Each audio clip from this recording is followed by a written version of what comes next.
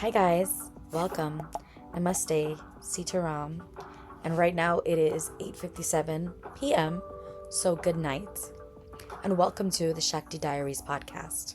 I am your host Amanda, and I want to give off a disclaimer first before I start off the podcast. This podcast is for educational purposes only. I'm strictly here to share my knowledge and to help give a platform to others to also share their knowledge. The purpose of me starting this podcast is because I was looking for a podcast to give me some knowledge on the religion, and basically, if even if I knew something, I still wanted to learn more in depth about it, and just as to why we do certain things in our religion. Obviously, there's not all answers because some of us do just follow traditions that happened before us, and we figure out why throughout our years, and it may not be the right correct answer that someone else knows about, but all in all, everyone does it from their heart, and that's what matters to me. But I still, as a as a New Yorker, as an American born Guyanese, I'm definitely very intrigued as to what or why we do things in our religion. And when I was looking for the podcast, I did not find any. And then I made a poll on my Instagram asking my friends who were also religious. Some of them are not as religious, but I asked if I were to create a podcast, would they listen? And I'm not gonna lie, some of them said no. Some of them said no, humbled me a little bit. But majority of my friends definitely supported it, and they said yes. They for sure would. And so then I said, I'll create one. I'll create a podcast where I can give off what I know, and then I can bring people on the podcast to also explain what they know. And if this is your type of vibe, if this is what you're looking for, definitely stay and just enjoy. I want to also preface by saying this is my first podcast and I am learning. So please forgive me if I do make any mistakes. If you have any constructive criticism to give, and you know me personally, 100% you can always come to me. I will accept it with open arms. Anything to help this podcast be better for you and for myself as well. And just for us to connect more rather than you just listening to me. I want us to be a community. With that all being said, let's begin. On May 5th, 1838, the British Empire brought indentured slaves from India all the way across the ocean to Guyana with the promise of payment and new possibilities. So once the indentured slavers was removed from India and taken to Guyana, they were then surprised to see that they were now indentured slaves. And with all of the hardship that they went through, they still managed to keep up their traditions. And on the YouTube video that I watched, where Pujari James E. Naidu, hopefully I'm saying his name correctly, goes into depth about what happened when they came from India to Guyana, and they brought that tradition of Madrasi with them. He continued to say that in the Albion estate, there was a child that grew very, very sick, and they tried everything doctor-wise, medicine-wise, to try and save this child from this sickness. And then on a Sunday, they decided to go to the beach, the waterfront, where we know our Gangama sits. And they began to chant the mother's name. It is at this point where one of the pujaris started to read the mantra from the Mariamantalatu, where one of the community members started to manifest, and Mother came and told them what was wrong. Mother told them that they'd have to find a beautiful land with a lot of cattle, which is cows, and build a temple to worship Ma Kali. When they'd done that, they'll take water, neem leaves, turmeric, or as we call it, dye, mix it together and bathe the child with it. The child would be rid of the sickness. The child would be cured. And so they did, and the child became rid of that sickness, and they vowed that from that day on, they will continue the Madrasi religion and worship Ma Kali. If you would like to watch the full video on YouTube, the name of the video is Jamsi Naidu. The name is spelled Jamsie space Naidoo, a Pujari from Guyana that spread Madrasi religious traditions. It is truly amazing to see that we at least have some background knowledge of where the religion came from. Because we all do know that our fourth parents, our ancestors came from India to Guyana, but no one ever really told you the story of how it came or how they started to worship Ma Kali in Guyana. So now that we've done a little bit of a deep dive in the origin, our main focus now will be on our gods and goddesses. As many of you know, we worship Ma Kali. Some of us call her Big Mother. Some of us call her Mariamma. She has a lot of different names that she goes by, and she answers to them all. We have Bhadrakali, Lakshmi, Durga, Saraswati, Shiva, Hanuman, Kal Bhairav, Sangani, Baba, Munisprin, Di Baba, Parameshwari, Kateri, and there's many more gods and goddesses that I can name. But those are just some of the main gods and goddesses that are widely known in the Madrasi Caribbean Shaktinism religion. And many of us may think that we only have to we have to choose one mother or one Baba or one master to worship. But it is not about who will give you what you want the fastest or who will do what you want. It's about the love and the care that you pour into making the parsad for Mother Stan. We all know that she doesn't eat it, but we consume it in the end.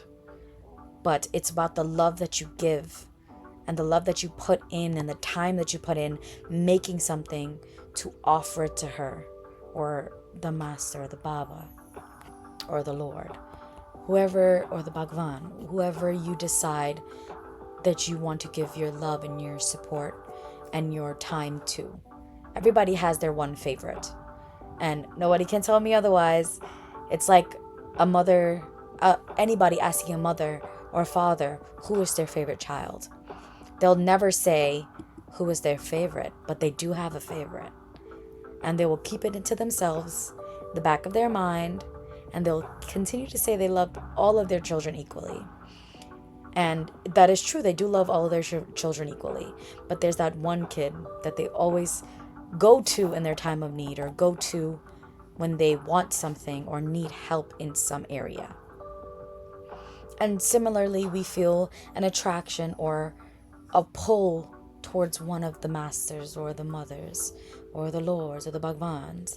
We feel a certain pull towards them, and we try to focus all of our energy onto them.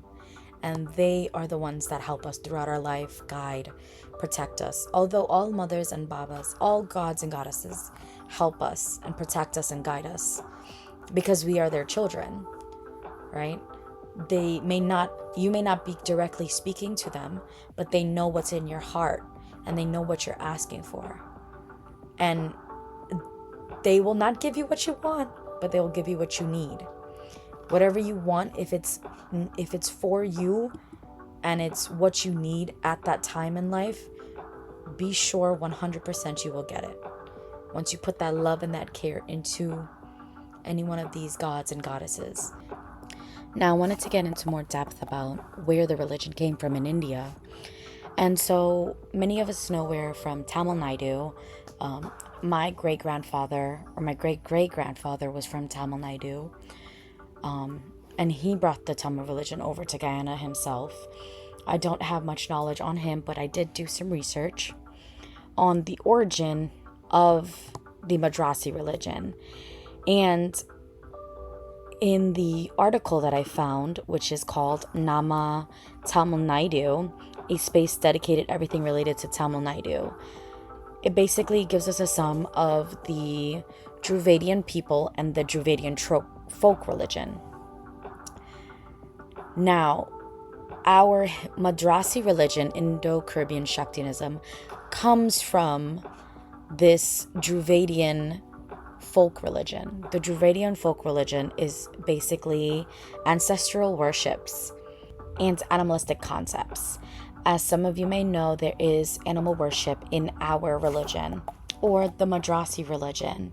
And we are told that these sacrificial worships are so that when Ma Bhadrakali was fighting in the war, she created these animals to help her in the war. And it was said that when she was fighting against Raktabij, a little background of his story, when you cut his neck off, if one spill of blood drops on the floor, thousands of him is created out of thin air again. So he never dies. And he was gifted this boon because he was such a dedicated, caring, and loving devotee. And so they called on Mother, Brahma, Vishnu, and Mahesh, called on Mother to get rid of this demon that they created. Because although they gave him this gift, this boon, they could not strip it away from him. Because every time they tried to, once his blood drops to the earth, boom, millions of him come up, thousands of him come up. And again, they'd have to fight all of these again. And if one drop of that Rakshibij falls on the earth, again, another set. So they call on the Mother. Mother came in her angry form and started to destroy all the Raktabijas, all the demons that they would call them.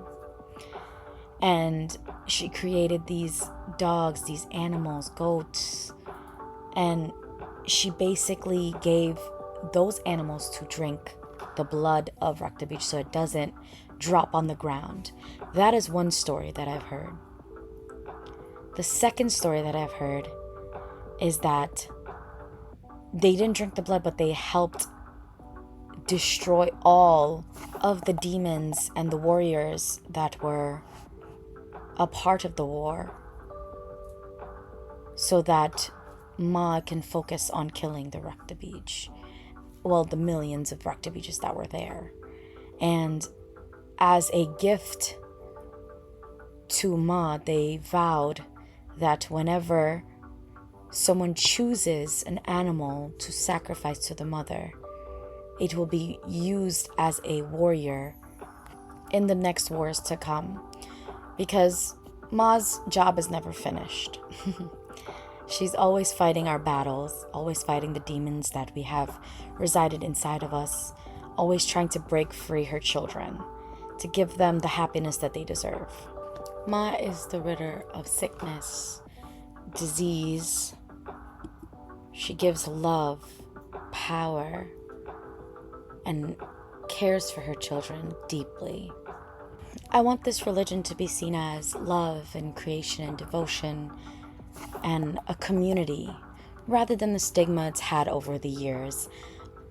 And to dive deep into a little bit of that, piggyback offing the sacrificial animals, we as Madrasis were always looked down upon, where we were shunned from the Hindu religion up until 2017, when the United Madrasi Day Association decided that they were going to create a parade showcasing the Ma, putting her on the biggest pedestal on Liberty Avenue, playing her sweet melodious music, singing the Mariam and Talatu, walking the streets of Liberty, all of her children bounded together, a community, showing us that no matter what people say or what they think about us, our love and our devotion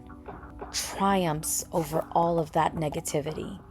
That we showcased how much we love Ma and how much we worship her. And you can see our devotion with the flowers and the fruits. And that was a beautiful beginning of the new thinking that many Hindus, us Vedic, that follow Vedic Hinduism or Sanatan Dharma, their thoughts and their minds started to change, and they started to see that we weren't the people that were told to stay away from, the people that were such bad people that they need to not be around us and we worship bad things. And that name and that constant negativity was on Ma's name before. And I don't want to say that that was the first time that the stigmatism change. However, being a part of that parade and actually seeing it live and seeing people start to join the religion just for the love of Ma and the love of the community and just how it brought everybody together was very beautiful to see. Because I've been Madrasi since I was a baby. My parents have been Madrasi before I was even born. And so growing up, being friends with other Hindus that weren't a part of the Madrasi religion, you'd get the stigmatisms of, well, you do obia, or you worship bad person, you worship black magic, you're bad, you're not supposed to do that. Why do you worship this? And why do you do that? And why is this? And why is that? And it would anger me to hear those things about my religion and to see that people had such hate in their heart to lie. Because all I ever knew growing up was love, care, devotion, and just other things when it comes to the religion. I've seen all of the community just come together and put their hands together to make a puja possible, to show Ma that we love, that we care for her, make beautiful garlands, malas, decorate a temple, church, cook food for the homeless, make parsad, give it to whoever they can, feed any and everybody, because we are caring and loving people. Just because there is a couple people that are known to do obia, or you go to them to do obia, and they are Madrasi, that doesn't mean everybody in the religion is that. And I think from back home in Guyana, when people started to see or hear things like obia, and this person did that one, and this person did this, it started to build a little bit of hatred towards the Ma and towards the religion as a whole. And in my experience, I saw that shift and change in 2017. September 11th to be exact. 17th to be exact. That day, I saw a shift from the negativity of the religion to it being portrayed as a religion. Really, it was portrayed as an actual religion. Everybody looked down on it as it's like black magic and devil worship. That's a big thing they would say, devil worshipping. But it is not devil worshipping. Ma Kali helps us get rid of diseases, protects us, gives us power, gives us strength to go through our day by day, defeats our demons, cares for us, loves us, just like Ma Durga does, just like Mother Lakshmi does, just like Ma Saraswati does. But because she looks scary, or because she has different ideas in other people's head. They have other ideas of her. They get scared and they portray this evil, negative stereotype upon her. And again, I know I keep repeating it, but 2017 was the change that I saw. And from then on, before I was proud to say I was Madrasi, but there was certain areas where you couldn't say you were Madrasi because you would get hit with a lot of negativity and it would be overwhelming. And you would think, well, why did I say this to that person? But all in all, I was never not proud of the Madrasi religion. And after the 2017 parade, that is when I really would go out and go to different temples and show my support for different kovils, and just give a sense of community to others that I wanted reciprocated back. And as the years gone by, COVID happened, so we weren't able to build that community as tight-knit again. But our one goal as Madrasis is to worship Mother. And that we all do in our different ways. No one's ever wrong, because once it comes from the heart, it's always accepted. Mother will always accept it. Of course, there's right ways and wrong ways to do things, but truly, if you give, or whatever you give with your love and devotion and care, she will gladly accept it. I do want to thank Acharya Vijay Ramjatan for giving us that platform to showcase our love and our worship for the Mother. And not only him, but the entire United Madrasi Day Association. They're great people who had this amazing idea that helped me and others really show everyone our love and our care for the Mother, and our love and our devotion for the religion, and just to show them that all their negative stuff that they were saying, it doesn't count, because our love and our devotion triumphs over that. And being a part of that was very much a life-changing experience for me, especially at a young age. And maybe many of you know, but I am a female drummer. I'm a female tapu player. And that was one of the first platforms that I ever was able to showcase my talent or give my part of that parade, or my devotion to Ma in that parade, to play drum for her walking the streets of Liberty Avenue proudly. And we know the stigmatisms that have been, or the stereotypes have been said throughout tradition, that women can't play tapu or play utke or do certain things in the religion. But giving me that opportunity showed me that I could do anything that I wanted. And it made me a better tapu player, because although it was a bunch of people playing drum, or tapu as you'd say, it was a learning experience for myself, and it grew me to become a better tapu player for the next year. And I wanted to be more better in the next year, and I wanted to play more longer in the next year, especially if it's a hot blazing sun. I wanted to be able to grow that stamina to be able to play the whole entire way from 135 Street all the way to Smoky Park, which is on 125th Street.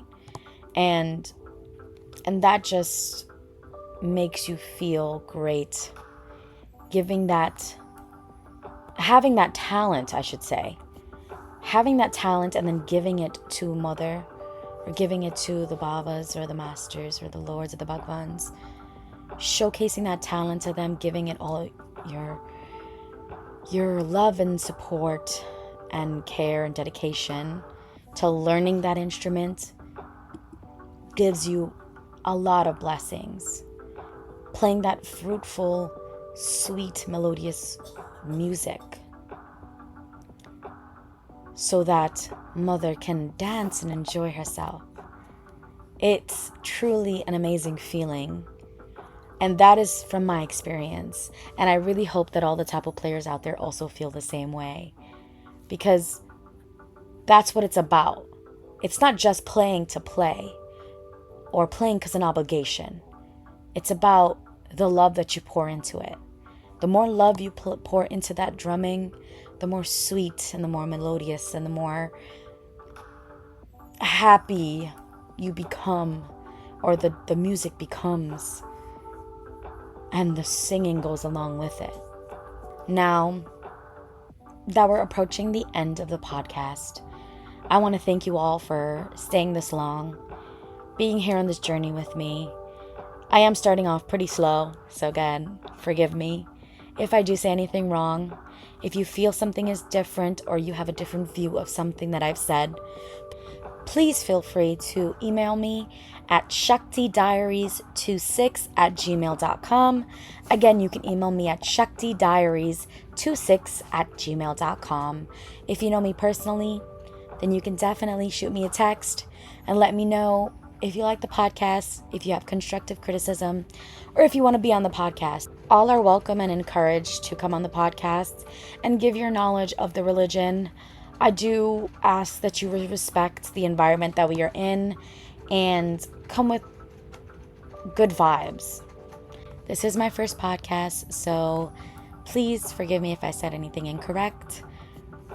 And I hope you guys enjoyed. Please leave a like, comment, and subscribe.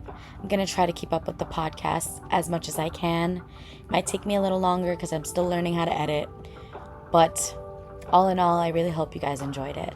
Have a good night.